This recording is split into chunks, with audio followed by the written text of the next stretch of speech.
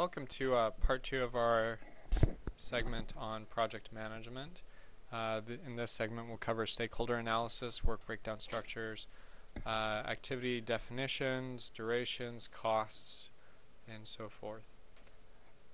Let me ask you, have you ever had a project where everybody's working on it and you're about 2 weeks from the deadline and you've been working on this for 3 or 4 months, and then somebody comes and says, you know what, I'm not satisfied with how this is going, it's not fitting my needs aren't being addressed, and so you have to go back and revise certain portions of the project to fit that individual's needs.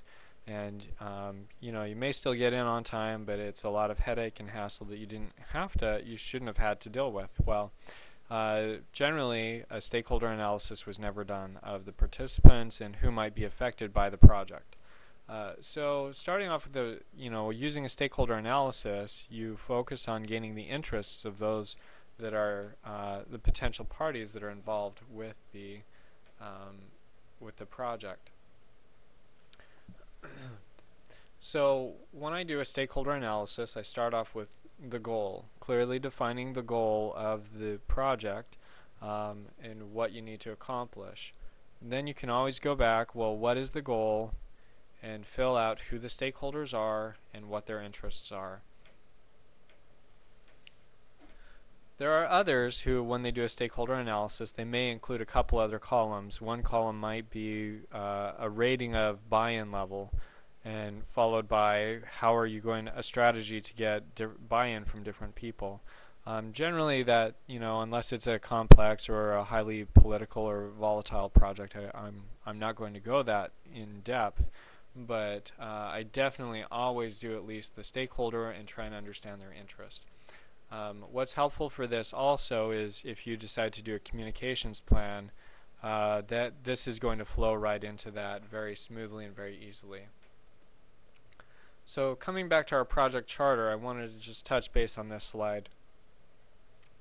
I don't go I may jump around when I'm planning out the project charter. I may work on bits and pieces at different parts, but it helps me think through the project clearly. And by no means do you have to use everything in a project charter. Project charters are tools designed to help you make better decisions and better understand the ins and outs of the project. And there are parts and pieces of project charters that I generally don't fill out.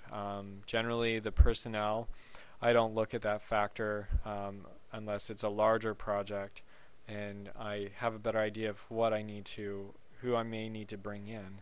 And when you go through the approach, you may identify, well, we need to have this person involved and this person involved in this project. So with also the project charter, here it is, we've outlined the approach, or what might also be called milestones. These are going to flow right into a work breakdown structure. What I love about the work breakdown structure is it's a graphical representation of the project and all the parts and pieces and how they fit together and what you need to accomplish.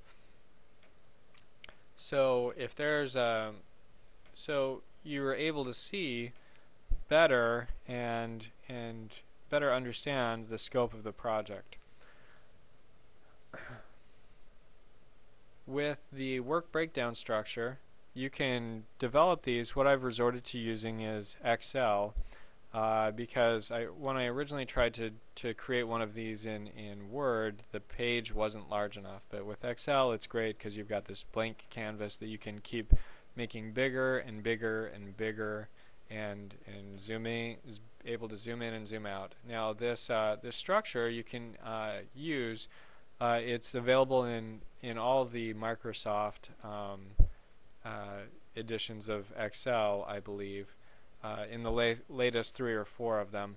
I really like the most recent Excels, the 2 most recent, and I'm using 2010 right now. And what's great about it is you can find it under Insert and then Smart Art, and it's your basic org chart. And they're easy to use. It's very easy to navigate them. What it doesn't do is, in this chart, we have a 1.0, a 1.1, the 2.0, all the numbers, you have to put those in separately. But what's helpful about those is when it comes to the next step, which is the activity list and activity definition, you have the numbering system that you can quickly go into referencing it or finding it within your chart. And generally I'll do all of this within Excel. The work breakdown structure, the activity list, activity definition, and I actually wouldn't be opposed to even putting the project charter in the same Excel document on maybe a different tab, just to keep the whole project documentation together. The activity list and definition are helpful.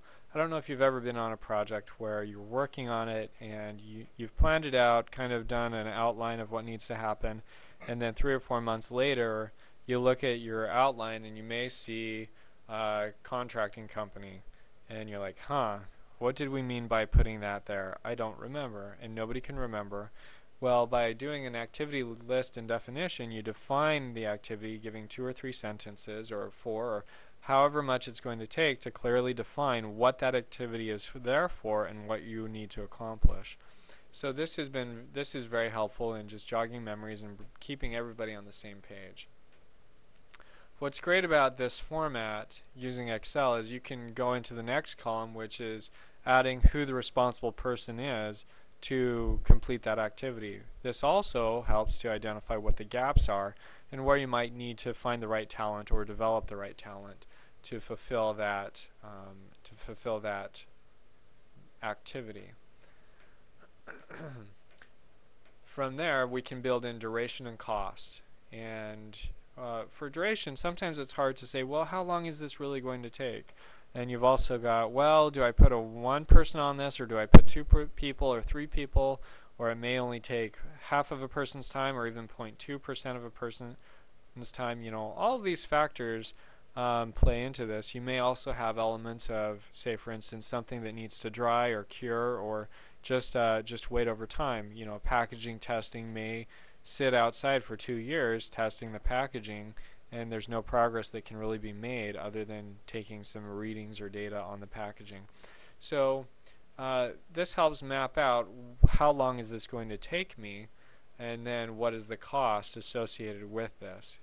Being able to get down into the details and get an approximate reading on that. This is an activity on node diagram. And what's helpful about this is that it helps to show the sequence that the activities need to go in and also the dependencies.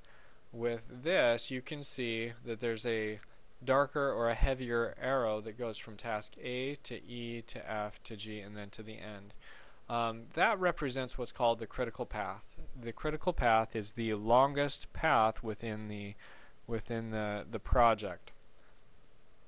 And if any of those activities or those tasks are delayed, it's going to delay the entire project. So if task A takes 8 weeks to complete, you're going to be behind by 1 week at the end of the project. So it helps you realize, oh, this is where we need to be and where we need to focus our attention and stay in order to stay on track.